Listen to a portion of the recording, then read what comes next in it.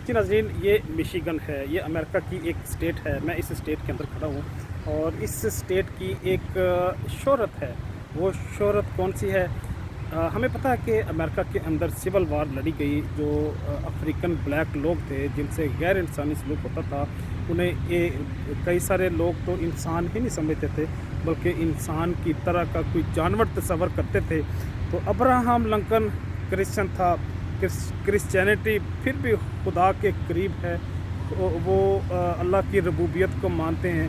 और मेरा अपना ज़ाती और शख्सी मुशाहदा ये है कि आपको जो क्रिश्चियंस हैं, असल जो क्रिश्चियन हैं, वो बड़े खुदा तरस नज़र आएंगे।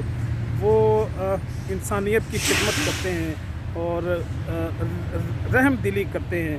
तो अब्राहम लिंकन भी एक रवायती ख़ानदान से तल्लक़ रखता था, लकड़हारा था, मज़दूर था। और उसकी वालदा सुबह उठ के बाइबल की रिसाइटेशन या तिलावत करती थी।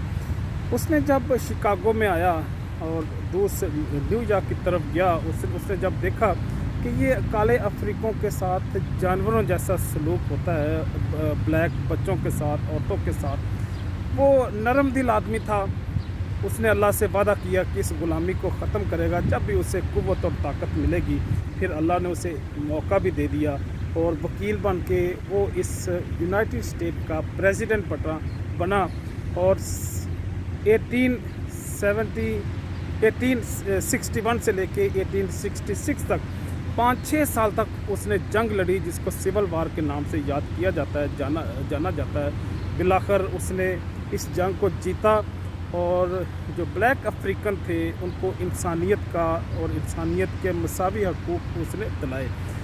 जो आपसे शेयर करने वाली वह बात है, जो मैं बताना चाह रहा हूँ कि सबसे ज़्यादा जो यूनियन के सोल्जर्स थे इसी मिशिगन के थे।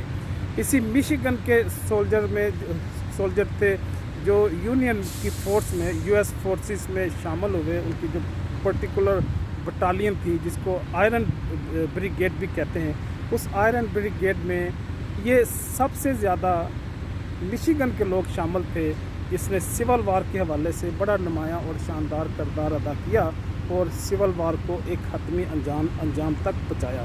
ठीक है, अब्राहम लिंकन को भी हम इसका क्रेडिट देते हैं, लेकिन उसके साथ साथ उन सिपाहियों को, उन गुमनाम फ़ौजियों को भी हम इग्नोर नहीं कर सकते, जिसने इन सिविल वार को कामयाब किया। और इंसान चाहे किसी भी नस्ल, किसी भी रंगत का हो, किसी भी कौम का हो, वो उसकी बहरहाल जो आज़ादी है, ख़ुद मुख्तारी है, उसका मैं समझता हूँ कि एहतराम करना चाहिए।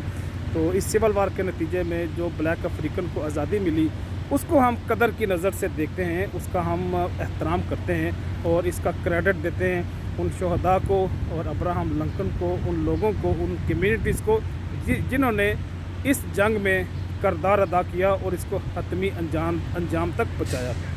जा चाहूँगा। अल्लाह हाफ़िज़।